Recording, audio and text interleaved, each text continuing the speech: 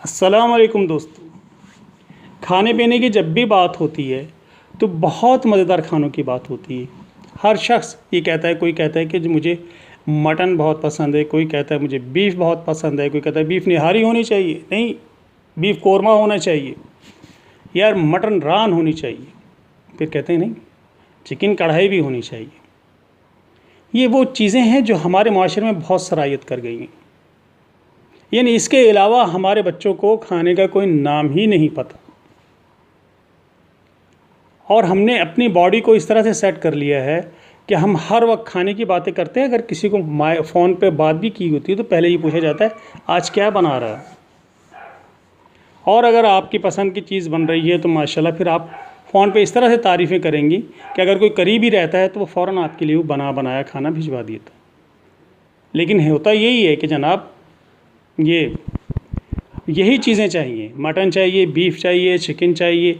बहुत कभी of and on किसी ने कहा तो चलें जी दाल बना लें, और दाल के साथ चावल भी बनाएं, चावल के साथ अचार भी होना, अचार के साथ चटनी भी होनी, और चटनी के साथ सलाद भी होना चाहिए। जब हम इस तरह की चीज़ें मुसलसल खाते हैं, जब इस तरह की चीज़ें हम एक साथ खा रहे होते हैं, या सुबह नाश्ते में सिर्फ ब्रेड और अंडा खाना, ये कैसी हैबिट्स हैं कि जनाब ये आपकी सेहत के लिए बहुत बड़ी दुश्मन है।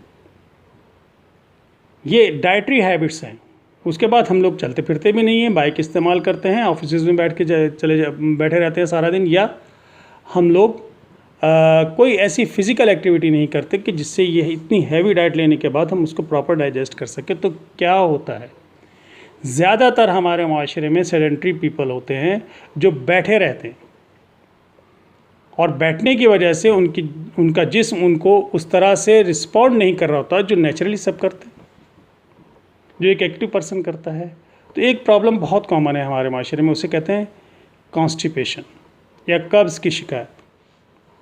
ये कब्ज़ की शिकायत किस तरह के लोगों को होती है?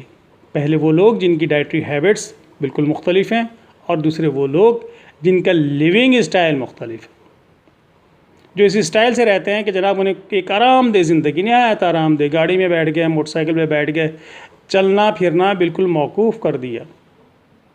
और दूसरे अगर चलते फिरते हैं तो साथ में इस तरह की चीज़ें खाते हैं जिनमें फ़ाइबर्स की तादाद या रेशेदार खुराक जो है वो बहुत कम होती है। तो प्रॉब्लम फिर शुरू होता है कॉन्स्टिपेशन का। और ये कॉन्स्टिपेशन ऐसी ज़ालिम बीमारी है कि अगर ये आपका पेट साफ़ ना हो डेली बेसिस पे, तो आपका पूरा वर्क शेड्यूल जो आपके दिन का होता है वो ख़राब हो जाता है। ये जिस तरह से आपका इनटेक होता है इसी तरह से आपका आउट भी होना चाहिए। बॉडी से जितना भी फुजला है, गंद है, उसको निकलना चाहिए, लाजमी है।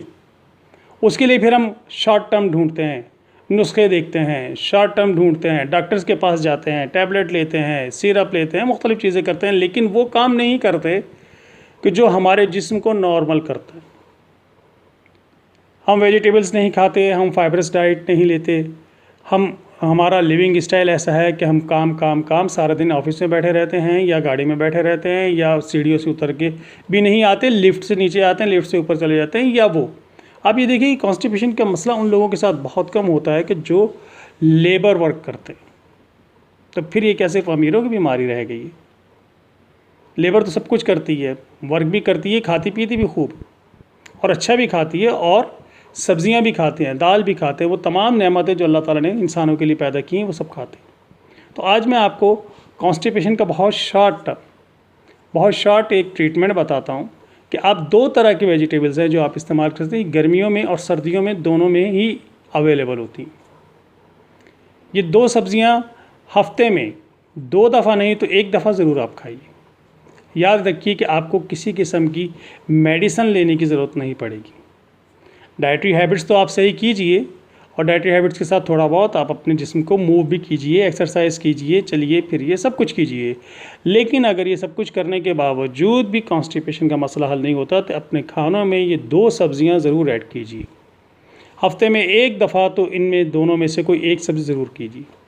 उसको बनाना किस तरीके से है वो आपकी मर्ज़ी है, लेकिन करेलों का इस्तेमाल आप अपने खानों में ज़रूर कीजिए। ये करेले बज़ाहिर तो एक कड़वी सब्ज़ी होती है, लेकिन जब इसको बना लिया जाता है तो बहुत जायकेदार बनती है। और कोशिश कीजिए कि जब करेले बनाए जाएं तो उसमें गोश्त को ऐड ना किया जाए। करेले आप बेक करके भी खा सकते हैं, करेले को आप फ्राई करके भी खा सकते हैं, करेलों को आप सब्ज़ी के साथ प्याज और टमाटर के साथ भी बना सकते हैं। करेले दाल में भी बहुत अच्छे बनते हैं। तो आप अपने खानों में हफ्ते में एक दिन ज़रूर करेलों का इस्तेमाल कीजिए। और दूसरी सब्ज़ी है बैंगन। आप अपने खाने में हफ्ते में एक दिन करेले इस्तेमाल कीजिए और एक दिन बैंगन इस्तेमाल कीजिए। यकीन कीजिए कि आपको कभी कॉन्स्टिपेशन की शिकायत नहीं होगी।